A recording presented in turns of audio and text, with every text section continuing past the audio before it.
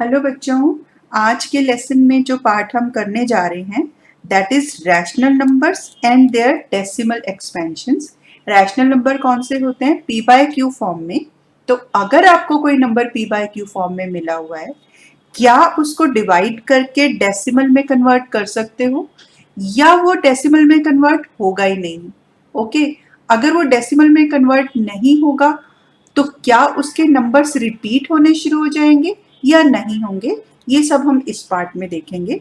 उससे पहले एक छोटा सा difference, what is the difference between rational number and fractions? See, fractions भी ए बाय बी फॉर्म में होते हैं, rational number P by Q form में है। जस्ट इसलिए लिखा है क्योंकि p और q इंटीजर्स हो सकते हैं, यानी कि रैशनल नंबर्स नेगेटिव में भी जा सकते हैं, लेकिन फ्रैक्शन कभी भी नेगेटिव में नहीं जाता। होल जीरो हो सकता है, b जीरो नहीं हो सकता। अगर एनी नंबर अपॉन b है, जीरो अपॉन b है, तो वो जीरो ही हो जाएगा। पर b जीरो नहीं होता, वो नॉट डिफाइंड हो जाता है। ऐसे यहाँ पर भी q भी नॉट इक्वल टू जीरो है, नहीं तो वो नॉट डिफाइंड हो जाएगा। ओके, और जब हम फ्रैक्शंस को कर रहे होंगे तब हम समझेंगे मिक्स्ड और प्रॉपर फ्रैक्शन में क्या फ़र्क है। अभी हम रैशनल नंबर्स पे वापस आते हैं। बेटा, सबसे पहले ना हम कुछ रैशनल नंबर्स को ऑब्जर्व करते हैं, उसके बाद हम कॉन्सेप्ट पे चलेंगे। देखो, एक नंबर सपोज मैंने लिया डेसिमल 375 और उसको मैंने लिख दिया अपॉन 1000 की फॉर्म में। आप एक चीज़ देखो कि अगर मैंने किसी डेसिमल एक्सपेंशन से रैशनल नंबर बनाया है पहले, तो उसमें सारे ज़ीरोज़ हैं, है ना? और ज़ीरोज़ में भी अगर जैसे आप 2 और 5 को आपस में मल्टीप्लाई करते हो तो आपके पास ज़ीरोज़ बनते हैं। ओके, फिर मैंने क्या किया, इसको मैं जितना भी इसके अंदर से फैक्टर्स को काट सकती थी काट के मैंने इसको बना दिया, प्राइम फैक्टर्स में कन्वर्ट कर दिया। तो मेरा ये कुछ बन गया इस तरह से, ऐसे ही बना, है ना? 3 इंटू 5⁻³ और इसको मैंने दिया काट, तो मेरे पास ये फाइनली 3 अपॉन 2 टू द 4 टू द 8 बच गया। ठीक है, अच्छा, मेरे पास डिनोमिनेटर में क्या आ गया? 8, यानी कि 2 की पावर 3। एक और क्वेश्चन को ऑब्जर्व करते हैं। एक मेरे पास क्वेश्चन आया डेसिमल 104, ठीक है, इसको फिर से मैंने लिख दिया 104 अपॉन 1000। इसको फिर से काटा तो मुझे मिला 13 इंटू 2⁻³ अपॉन 2⁻³ इंटू 5⁻³, यानी 13। काटा तो मुझे ये मिल गया। सारा कॉमन फैक्टर्स कैंसिल करने के बाद मुझे जो था ये मिल गया, यानी कि इसको किया तो मुझे 2 मिला, इसको किया तो मुझे 5 मिला। एक और देख लेते हैं। इसी तरह से अगर आप 0.875 को कन्वर्ट करोगे, कितनी जीरोस आएंगी? 1 2 3 4, 1 2 3 4, तो मुझे मिल जाएगा 7 अपॉन 2⁻⁴ इंटू 5। तो आप यहाँ पर एक चीज़ ऑब्जर्व करो बेटा कि मैं कोई भी नंबर ले लेती हूँ अगर, और उस डेसिमल एक्सपेंशन को मैं फ्रैक्शन में बनाती हूँ, तो हर बार मेरा या तो 2 आ रहा है या 5 आ रहा है या 2 एंड 5 बोथ आ रहे हैं। यहाँ से ऑब्जर्व करने के बाद अगर मैं रूल निकाल देती हूँ कि कोई भी नंबर टर्मिनेटिंग तब होगा जब उसके डिनोमिनेटर में या तो 2 होगा या 5 होंगे या दोनों होंगे, और उनकी पावर भी अलग अलग हो सकती है। यहाँ से मेरे पास निकल गया रूल कि जो डिनोमिनेटर के फैक्टर्स हैं 2 और 5 होंगे, और m और n, जिसमें m और n है ना, दोनों इंटीजर्स हैं। कैसे?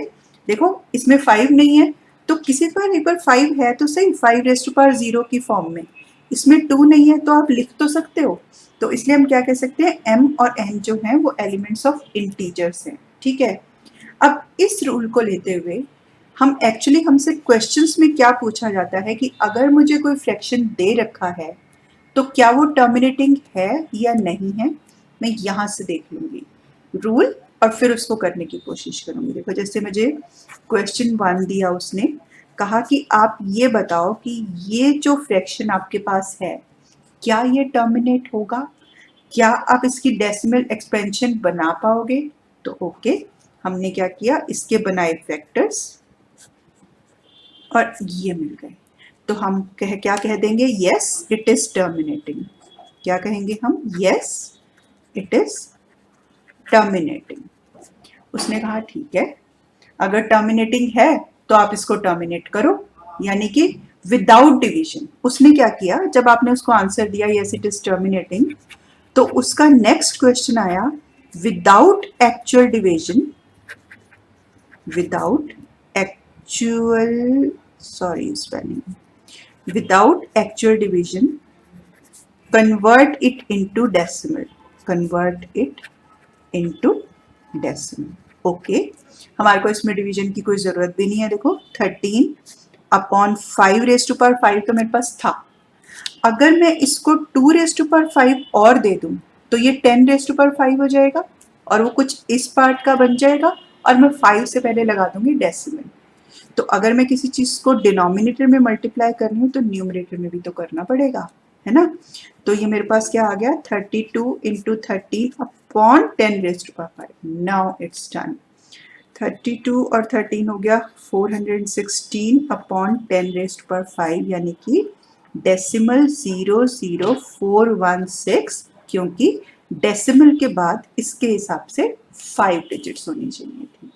ठीक है, तो अभी हमने चेक किया, ओके, और हमारे पास आया कि ये ठीक है टर्मिनेटिंग है, और हमने विदाउट डिवीजन उसको बना दिया टर्मिनेटिंग।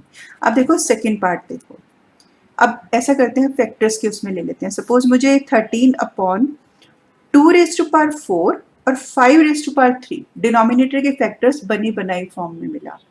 अब मैंने कहा okay it is terminating, yes, क्योंकि ऑलरेडी मैंने देख लिया इसके फैक्टर्स इस फॉर्म में हैं डिनोमिनेटर के, तो मैंने कहा यस इट इज टर्मिनेटिंग। तो फिर से उसने कहा कि okay terminating without actual division, converted into decimal. तो अब मुझे क्या करना है, डिनोमिनेटर में बनाना है 10।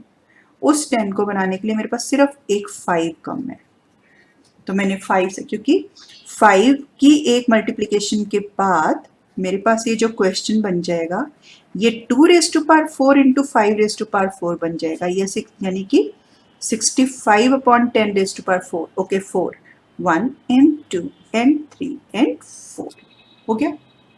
इस तरह से हम इसको कर देंगे।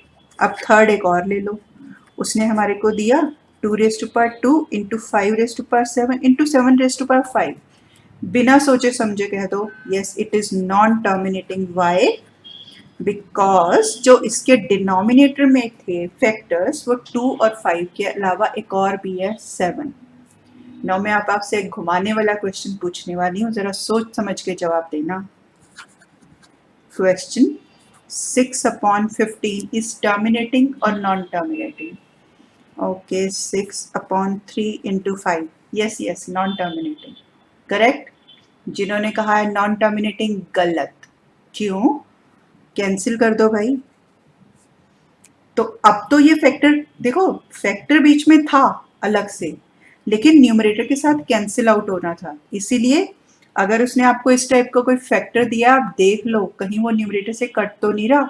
देखा तो ऊपर से कट गया। देखो जैसे कि उसने आपको दिया 343/2⁵ इंटू 7⁵3 इंटू 5⁵5, ये इससे कट रहा है। सो पहले देख लो, अगर उसने आपको डिनोमिनेटर में ऐसे फैक्टर्स दिए हैं तो ताबड़तोड़ से एकदम से मत बोल देना कि दिस इज नॉट टर्मिनेटिंग। पहले चेक कर लो कहीं कॉमन फैक्टर्स कट तो नहीं रहे, कट रहे हैं काट लो, उसके बाद पेशेंस से आंसर करो। ठीक है, तो अभी आपको ये कॉन्सेप्ट अच्छे से समझ में आ गया कि अगर हमारे को कोई रैशनल नंबर दे रखा है तो क्या वो टर्मिनेट होगा या नहीं होगा, और अगर होगा तो विदाउट डिवीजन कर दो, और अगर नहीं होगा तो क्यों नहीं होगा।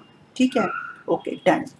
अब इस कॉन्सेप्ट पे बेस्ड हमने रैशनल नंबर को कर दिया 2 पार्ट्स में डिवाइड, कि रैशनल नंबर्स की जो डेसिमल एक्सपेंशन है वो टर्मिनेटिंग भी हो सकती है और नॉन टर्मिनेटिंग भी हो सकती है। टर्मिनेटिंग में तो आप कोई भी एग्जांपल अभी इसमें से भी ले सकते हो कि जो हमने टर्मिनेट किए हैं। जो नॉन टर्मिनेटिंग है, अब प्रॉब्लम आती है नॉन टर्मिनेटिंग की, कि जो टर्मिनेट नहीं होंगे क्या उनमें कोई नंबर रिपीट होगा या कोई भी रिपीट नहीं होगा। जैसे कि सपोज मैंने कुछ लिया, मेरे पास 02 आया, अगली बार 002 आ गया, उससे अगली बार 0002 आ गया, तो आप देख रहे हो हर बार एक जीरो बढ़ जाता है, तो इसको हम नॉन रिपीटिंग में काउंट करेंगे, ठीक है। अब रिपीटिंग में कौन से, आप 22/7 को करके देखना, ये आपके पास नॉन रिपीटिंग में आ जाएगा। अब मेरे पास आया देखो 1/7, मैं देखो 1 को 7 से डिवाइड कर रही हूँ। 7 कैसे करेंगे, आपके पास यहाँ पर छोटा नंबर है तो डेफिनेटली डेसिमल से शुरू होगा, और जब डेसिमल लगाओगे तो एक जीरो उतार लोगे। 7 1 जा 7 बचा 3 0। एक बार लगा दिया ना डेसिमल जीरो, हर बार यहाँ पर नहीं लगाना आपको डेसिमल, ना कुछ और जीरो लगाना है। अब आप कितने भी जीरोस कैरी कर सकते हो।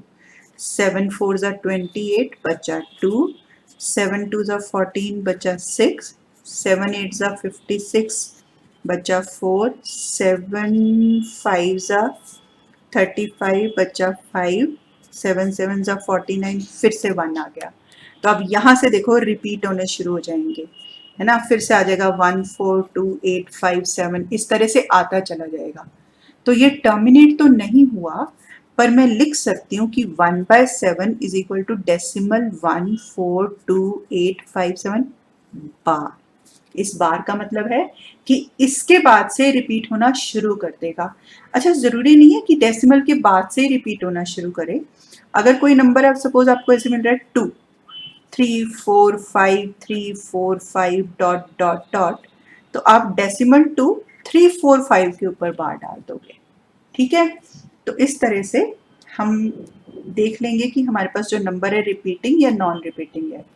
टर्मिनेटिंग वाला तो हम बिना वो करे सिर्फ डिनोमिनेटर के फैक्टर्स निकाल के बता देंगे, और जब डिनोमिनेटर का कोई फैक्टर उनसे अलग होगा तो इसका मतलब वो टर्मिनेट नहीं होगा। तो फिर हम डिवाइड करके देख लेंगे कि वो रिपीटिंग है या नॉन रिपीटिंग है, और अगर रिपीटिंग होगा तो हम उस पर लगा देंगे bar. Is that clear? Perfect. अच्छे से रिवाइज करो इसको। ओके, बाय बाय बच्चों।